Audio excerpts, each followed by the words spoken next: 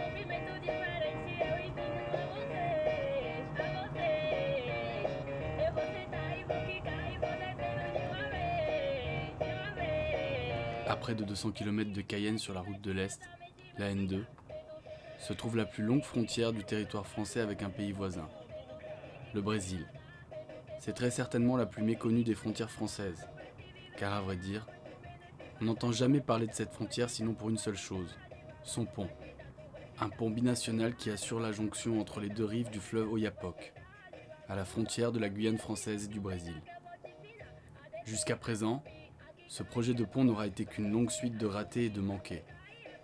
Un pont imaginé par les présidents Jacques Chirac et Fernando Henrique Cardoso dès 1997. La France se découvre alors une frontière avec le Brésil. Il faudra ensuite attendre 2008 pour que les présidents Nicolas Sarkozy et Luis Ignacio Lula da Silva se retrouvent sur les berges de l'Oyapock pour annoncer que le pont sera construit avant la fin de leur mandat respectif. La construction du pont, confiée à une entreprise brésilienne, se termine en 2011. Mais le pont reste fermé. Officiellement, le pont est resté fermé à cause des installations de douane et de police fédérale brésiliennes qui n'étaient pas prêtes. Il faut aussi finaliser la route qui relie Oiapoque à Macapá, la capitale de l'État fédéral de l'Amapá. Mais la lenteur des travaux est soumise à de nombreuses critiques. Les médias et les Guyanais se moquent de ce projet kafkaïen, considéré comme inutile, ou plutôt inutilisable. Un pont qui semble déconnecté des réalités locales, car les Oyapocois n'en ont jamais eu besoin. L'arrivée du pont et la volonté de normaliser cette frontière ont bouleversé le paysage et les interactions entre les habitants. En mars 2017, près de 20 ans après le début du projet, on annonce enfin la préouverture du pont. Un an après, pour tenter de mieux comprendre l'impact de ce pont depuis sa préouverture, je suis parti à la rencontre des habitants de la frontière, de ceux qui travaillent sur le pont, ceux qui l'utilisent et ceux qui l'étudient.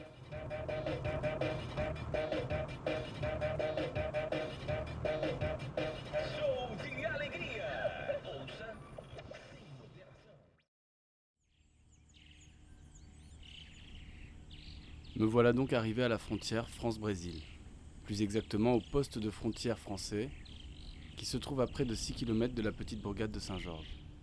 Premier constat, on ne peut pas vraiment dire qu'il y ait foule à la frontière. La seule vie du pont côté français est rythmée par la présence des fonctionnaires de la police aux frontières, la PAF, qui assure les contrôles des passagers, et par les douaniers, qui assurent le contrôle des marchandises. Autrement rien, sinon la forêt qui entoure les bâtiments, et parfois le son des balles des légionnaires qui s'entraînent non loin. Fort heureusement, je fais la rencontre d'Éric Faramus, un douanier qui, à la différence des forces de police, accepte de m'en dire un peu plus sur la préouverture du pont. Ouais, c'est ça. Je me nomme Éric Faramus. Je suis adjoint adjoint au chef de la brigade des douanes de Saint-Georges, une brigade frontalière, une brigade de surveillance extérieure. Nous sommes bon an mal an entre 15 et 20 effectifs, un peu plus actuellement même. Notre mission principale, c'est l'activité, les contrôles douaniers sur la zone de l'Est guyanais. Avec un point autour de la frontière. Donc c'est de la lutte contre la fraude, c'est et autres activités de ce type-là. Oui, alors ce bus-là, je parle pour mes collègues de la police, il s'agit d'un bus de reconduite à la frontière. À Cayenne, il y a un centre de rétention administratif, le CRA, où sont retenus des personnes en attente de reconduite à la frontière. Enfin, il me semble que c'est à peu près ça le mode de fonctionnement. Et ceux qui sont reconduits pour le Brésil viennent ici par ce bus-là. Peut-être une fois ou deux fois par semaine à peu près. Qui n'est pas nécessairement toujours plein, mais c'est un bus parce qu'il y a quand même pas mal de monde à ramener. Donc voilà, accompagné par des fonctionnaires de police que vous avez pu voir en blanc dans le véhicule. Voilà. Symbole de l'amitié franco-brésilienne, le pont est aussi un symbole de la tension migratoire qui existe entre la France et le Brésil. Mais qu'en est-il de son fonctionnement ? Car après 20 ans d'attente, le pont n'est pour l'instant que préalablement ouvert. Donc il y a un an, le pont s'est ouvert avec un changement sensible de nos activités qui en a découlé. Le pont a été ouvert, ou du moins semi-ouvert pour les particuliers. Donc pas de professionnels, ce qui a nécessité une présence de police, l'immigration, et de douane pour les marchandises de particuliers. Est-ce que le pont a changé votre vie? Oui, tem changé beaucoup. Est-ce que vous pouvez m'expliquer en français, en portugais, comme vous voulez? Sim, para mim, ela traz muito benefício assim, para a gente, ajuda muito a gente. Mas, por enquanto, o que eu acho que a gente queria aqui, o brasileiro, é que a gente, quem tem documento daqui, tivesse um passe livre, porque todo tempo a gente tem que dar entrada dar carimbo no passaporte. Um passaporte é 10 anos, e como a gente precisa, às vezes, ir e vir, e então toda vez que a gente der carimbo, vai sair caro para a gente um passaporte. Então, eu trabalho no bombeiro aí no São Jorge. Eu achava assim que até eu também podia ter um passe livre. Mas às vezes tem uns que deixam, tem uns que não, tem uns que dão carimbo mesmo no passaporte. Aí então às vezes se torna um pouco difícil, enquanto não abrir definitivo a ponte para saber como é que vai ficar, como é que vai acontecer ou não. Você tem a carta transfronteiriça? Não, eu tenho documento francês, Tá. Então, e onde que você está morando? em São Jorge. Aham.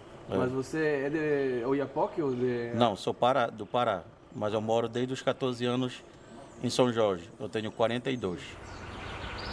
Para mim foi muito útil a abertura da ponte, porque facilitou a nossa vida, tudo que a gente precisa ir no Iapoque rapidinho, a gente vai, volta no nosso carro, muito bom, para mim foi ótimo. Aonde que mora você? São Jorge. São Jorge. E tem família também em Oiapoque? Tenho mãe, meu pai, moro no Iapoque, para mim foi maravilhoso a ponte.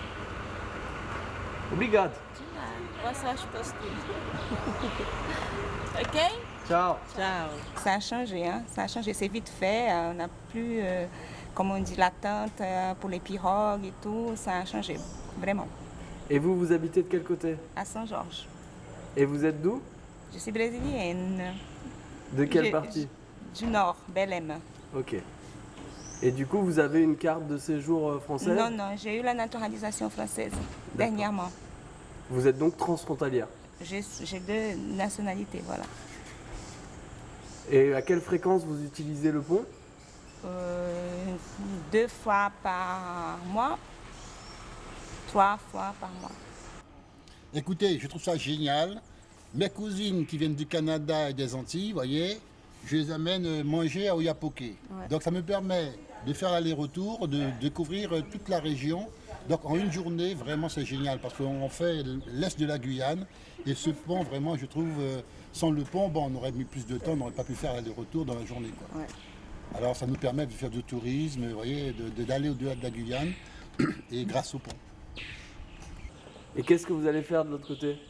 Ah, moi, j'habite à Kourou, moi. Je suis venue déposer ma mère. Et vous êtes française, Oui, guyanaise, française. brésilienne? Guyanaise, ouais, d'origine brésilienne. Vous avez donc la double nationalité? Non, même pas. Vous avez donc la nationalité brésilienne? Française, Française? ouais, D'origine brésilienne du coup. d'origine brésilienne. Et est-ce que vous considérez que le pont a changé quelque chose dans votre vie? Oui, beaucoup.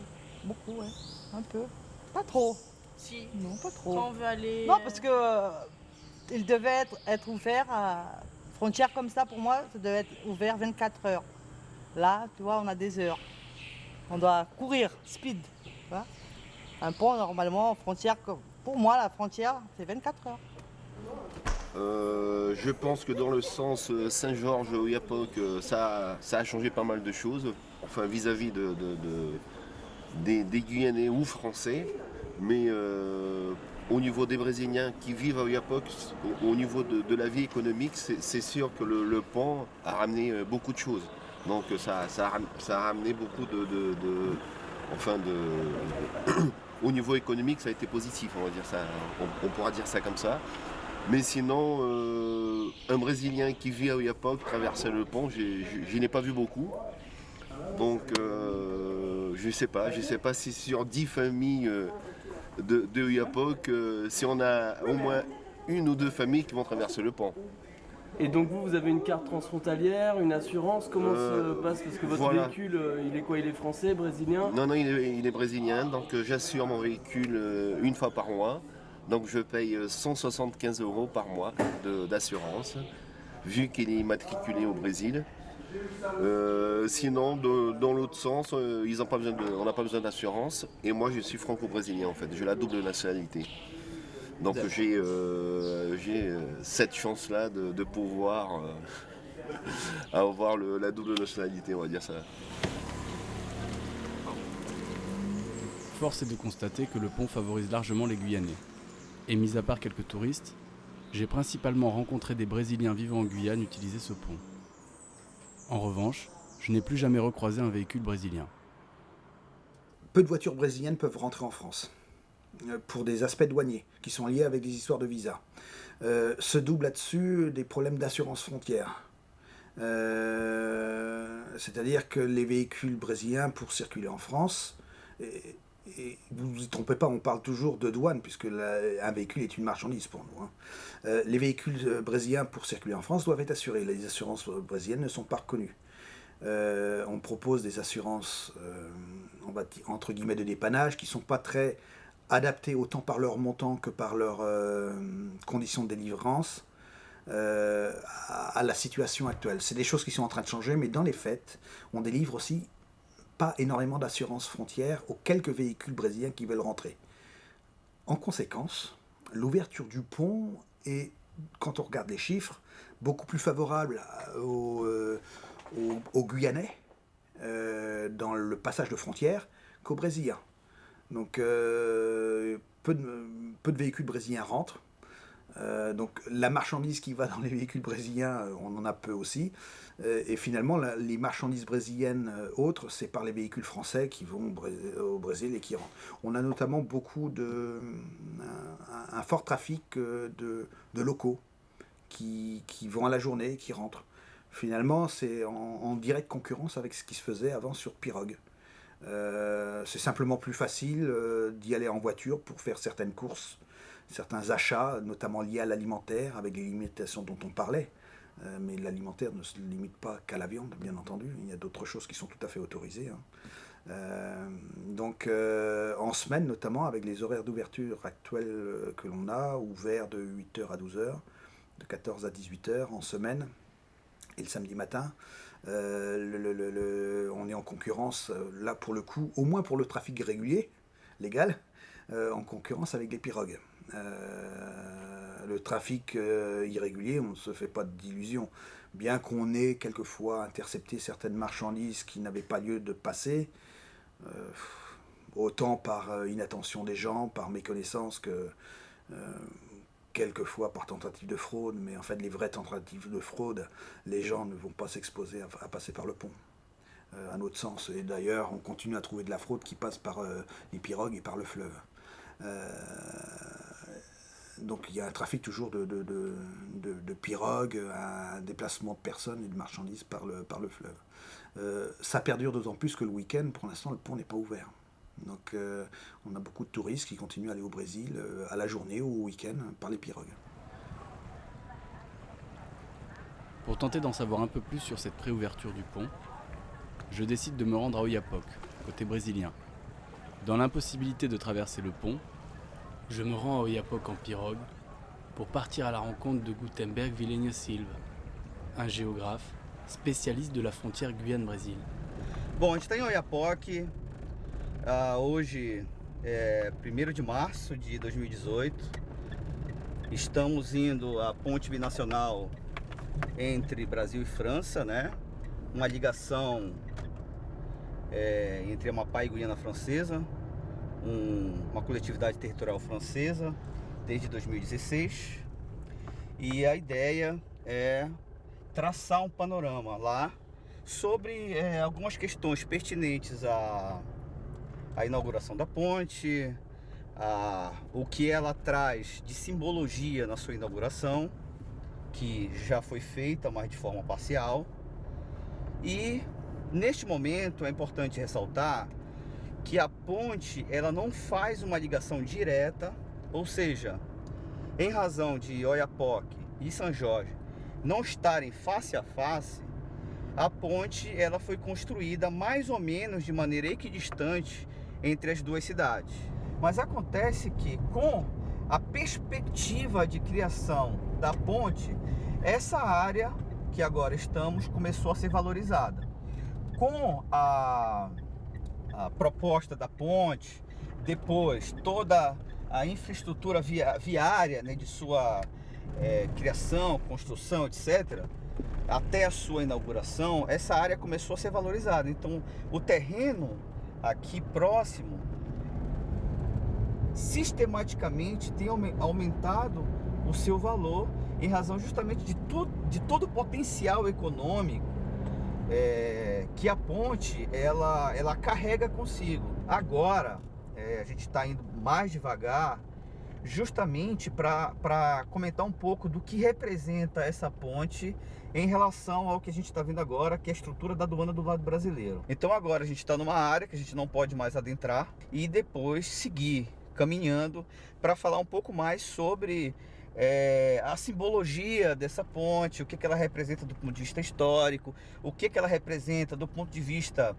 de múltiplas escalas, de uma integração sul-americana, de um modus operandi do capitalismo, de uma articulação contextual de um determinado momento em que o gestor brasileiro, no caso Fernando Henrique Cardoso, e o gestor francês Jacques Chirac, entraram dentro de um acordo e com o endosso dos representantes locais, o Capiberibe do lado brasileiro e o Antônio Carran do lado francês, conseguiram naquela conjuntura propor, né, essa ponte binacional e que hoje carrega consigo uma série de simbologias. É isso que a gente vai falar daqui a pouco. Deixa a chave aqui. Côté français, les installations sont prêtes depuis 2011. Et si l'ouverture du pont a pris du retard, c'est que côté Brésil, elles se sont fait attendre. Il semblerait que les travaux soient enfin terminés, mais mis à part quelques agents de la police fédérale, les locaux restent encore vides. Pour que le poste de frontière soit véritablement fonctionnel, Brasilia doit encore désigner des fonctionnaires compétents et finaliser la voie d'accès. Et comme du côté français, bien qu'accompagné cette fois-ci d'un professeur universitaire, je me vois encore refuser le droit d'interroger les forces de police au sujet de la préouverture du pont.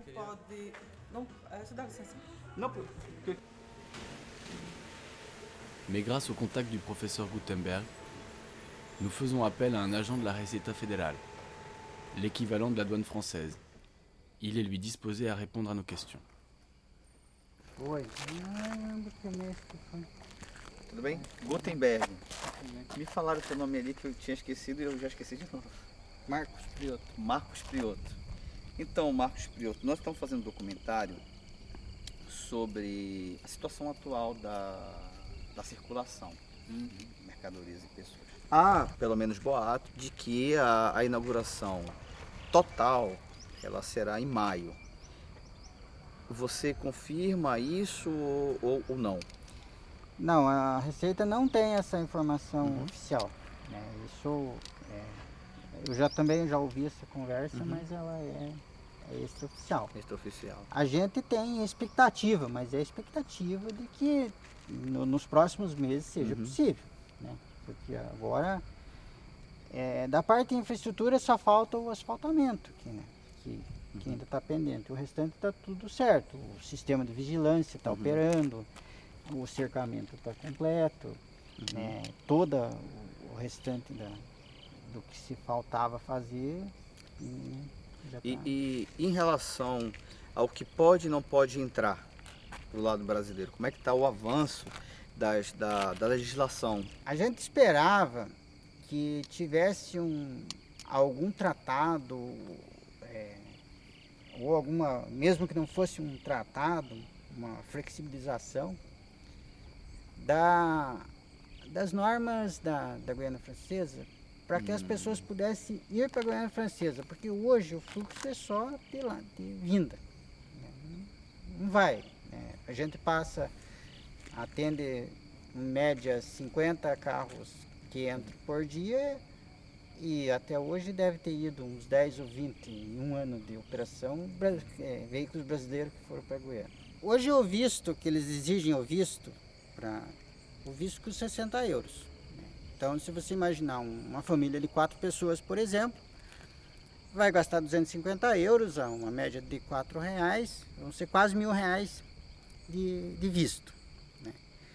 Aí, o seguro do carro são 175 euros, que é o mínimo para 30 dias. Né? Já foi, segundo o que já me informaram, existe um estudo para fazer um seguro menor. Porque para você passar um final de semana em Cayena, por exemplo, você teria que comprar um seguro de 30 dias. Né? Então, se você somar aí, nessa hipótese de uma família de 4 pessoas, gastaria R$1.000 de visto, mais R$700 de seguro, só nesse gasto seria R$1.700. Tá ok, então. Obrigado, hein? Obrigado a vocês. É.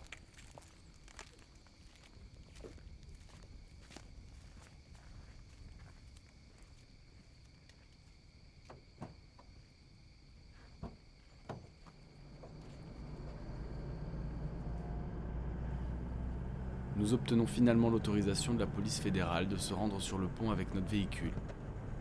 Mais sans assurance, impossible de passer le poste de frontière français.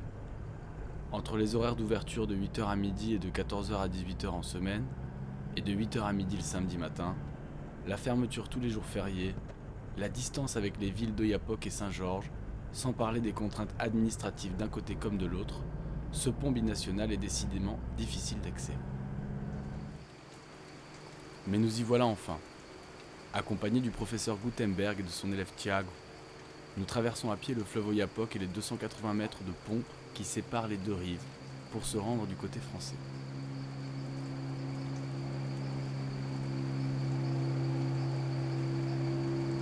Muito interessante, né? Esse barulho, o som da catraia.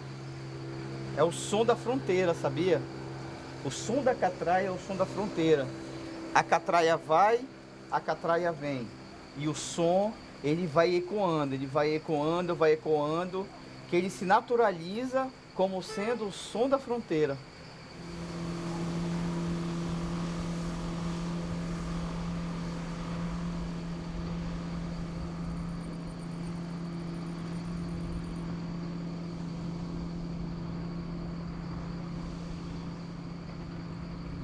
Il y a effectivement plus de trafic sous le pont que sur le pont. Avec l'humidité, le pont se fait déjà vieillissant. Et bien qu'ils ne puissent pas passer en voiture, les habitants d'Oiapoque profitent du pont pour venir courir et apprécier la vue qu'il donne sur le fleuve. Esse rio, o rio Oiapoque, Thiago, é um rio histórico, um rio que tem a sua dimensão natural, como qualquer rio, mas tem a sua dimensão política, porque ele é a fronteira entre dois países. Né? No caso do lado ali, o Brasil, né? Oiapoque, Amapá, Brasil.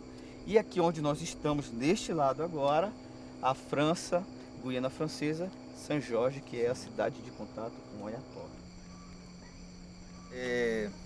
Do ponto de vista comercial, não há a possibilidade ainda de você trazer mercadorias do Brasil e nem da França. Por quê? Ainda há necessidade da criação de dispositivos legais de circulação de mercadorias. A carne, né? Enfim, eletrodomésticos, frutas. Então, tudo isso está em debate neste momento. Essa é uma questão. Em relação às pessoas, essa nossa fronteira é uma fronteira extremamente complexa em relação à relação que o Brasil mantém com a França. O que eu estou querendo dizer? Para você sair do lado brasileiro e entrar do lado francês, na fronteira, na Guiana Francesa, porque se eu pegar um voo para Paris, eu não preciso do que eu vou te falar agora, que é o visa, o visto de entrada. Então, para eu conseguir entrar na Guiana Francesa, eu preciso solicitar um visto de entrada.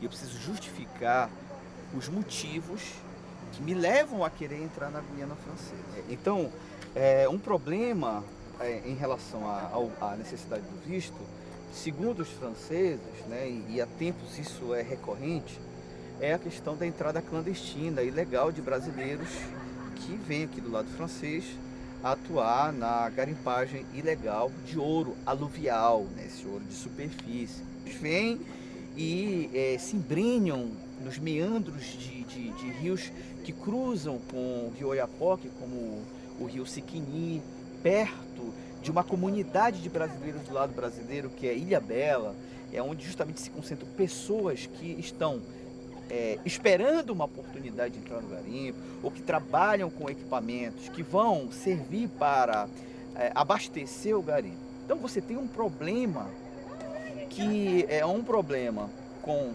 brasileiros que tentam entrar de maneira legal, mas que isso afeta aqueles que querem fazer um trabalho de maneira legal. É uma relação complexa porque envolve um país europeu, mas que, se você for pensar nas outras 8 pontes binacionais que o Brasil tem, que são 9 até hoje, 2018, né, a maioria no sul do Brasil, você vê que é um movimento para facilitar a circulação de mercadorias e não necessariamente de pessoas. E esse é um exemplo claro em que essa ponte, na verdade, não é uma ponte no sentido clássico, não é uma ligação de povos, não é uma ligação para facilitar tudo. Há uma tese que defende que essa ponte, ela é uma ponte para, de fato, desconstruir boa parte das interações que ocorriam até agora, nas interações informais por meio do rio Oiapoque.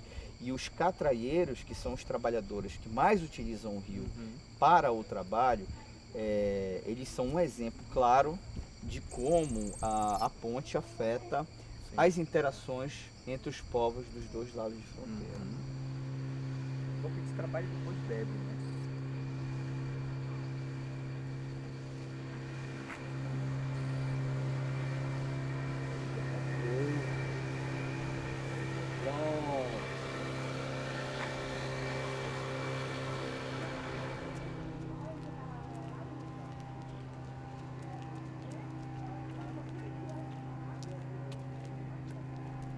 Oi, Jonas. Alô? Posso falar, rapaz? Eu tô no meio do nada. Tô no meio do nada não, eu tô no meio de tudo. De um lado é Brasil, do outro lado é França, mas eu tô no lugar que não é nenhum nem outro. É um hiato. Tô no meio da ponte. E agora? Se acontece... Eu estou no longo... Cara, eu falei isso há pouco. Eu estou no longo lugar. Eu estou aqui.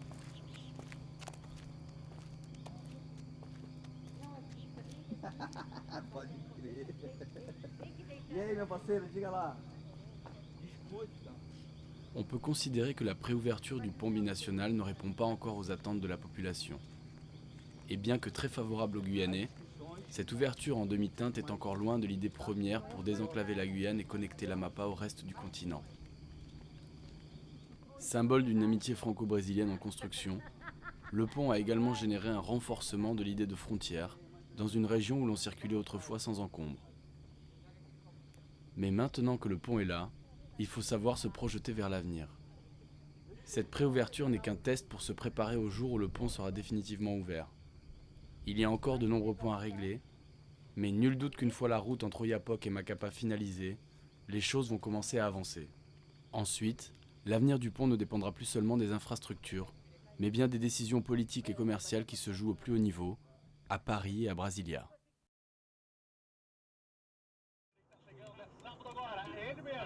No balneário da Lunai, Eves Will com o melhor do transa reggae funk. Você é o nosso convidado. Chega o final de semana, a resenha acontece. Poderoso virtual lançando com transa reggae. Toninho tá na batida e as meninas enlouquecem. O Vinho tá na batida e as meninas enlouquecem. Ela desce, ela desce, ela desce.